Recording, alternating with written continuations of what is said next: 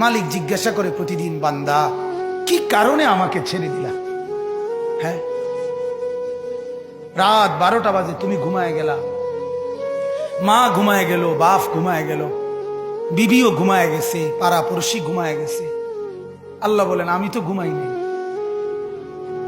বান্দা, আমিও তো ঘুমাই নাই।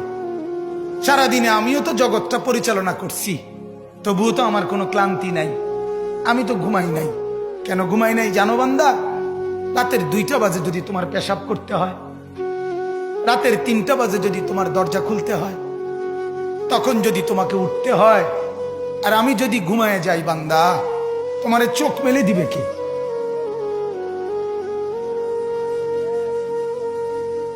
এই বাপ, চোখ মেলে দিবে কে?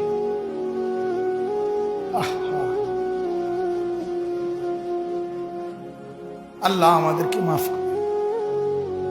কোরআনুল কারীমের মধ্যে আল্লাহ তাআলা বলছে, ওয়া হুয়াল্লাযী ইয়াতাওয়াফফাকুম বিল-লাইল। কোরআনে আল্লাহ বলে, বান্দা শোনো, প্রত্যেকটা মানুষকে রাত গভীরে যে ঘুম আমি দেই, সেটা ঘুম না, আমি ওয়াফাত দেই, আমি মূলত মৃত্যু দিয়ে দেই। আবার আমি দয়া করে একটা নির্দিষ্ট সময় পরে চূড়ান্ত মৃত্যু দেব বলে আমি আবার সেই হায়াত সকালবেলা যখন জাগতে শুরু হয় তখন আমি ফিরে দেয় আল্লাহ। এমনও মানুষ আছে পৃথিবীতে, রাত্রিবেলা ঘুমাইছিল ভালো মানুষ, সকালবেলা আর জাগে নাই। আমার একজন দূরসম্পর্কীয় চাচা আছে, প্রফেসর ছিলেন, ভালো মানুষ ছিলেন, রাত্রিবেলা জলজ্জান্ত মানুষ ঘুমাইছে, সকালবেলা আর দরজা খুলে দেখছে ওই মানুষটা জীবিত ছিল না, মারা গেছে। হতে পারে না? হতে পারে কিনা বলেন না?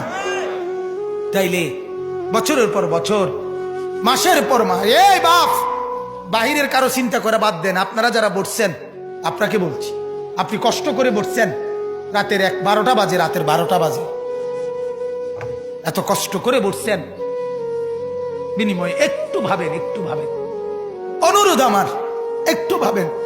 আজ মাঝে মাঝে মন চায় আল্লাহর বান্দা মুসলমানদেরকে বুকে জড়ায় ধরে কাঁদি যে বাপ, কেন এত ভুল করছেন? আল্লাহকে কেন এত নারাজ করছেন? যার বিবি বেপর্দা, আপনি আল্লাহকে কত পরিমাণ নারাজ করাচ্ছেন। যার স্ত্রী, যার মেয়ে বেপর্দা, আপনি আল্লাহকে কি পরিমাণ নারাজ করছেন বলেন?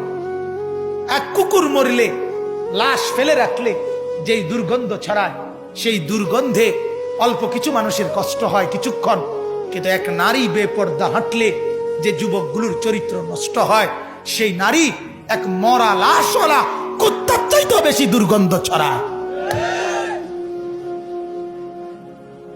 কুকুরের দুর্গন্ধ এত বেশি ছড়ায় না, বেপর্দা নারীর দুর্গন্ধ যে পরিমাণ ছড়ায়। সে তো শত শত যুবক তার চরিত্র শেষ করে দিছে।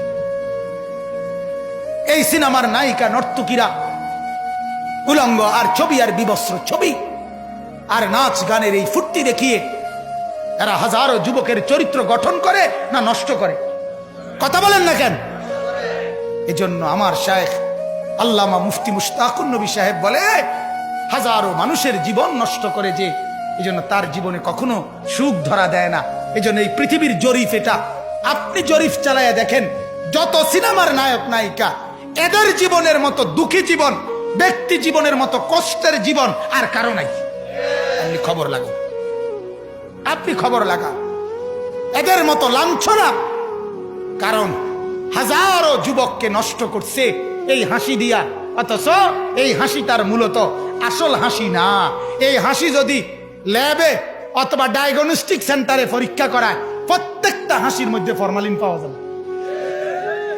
কি পাওয়া যাবে? ফরমালিন, ফরমালিন, ফরমালিন পাওয়া যাবে। এগুলা হাসি না, এগুলা ধোকা।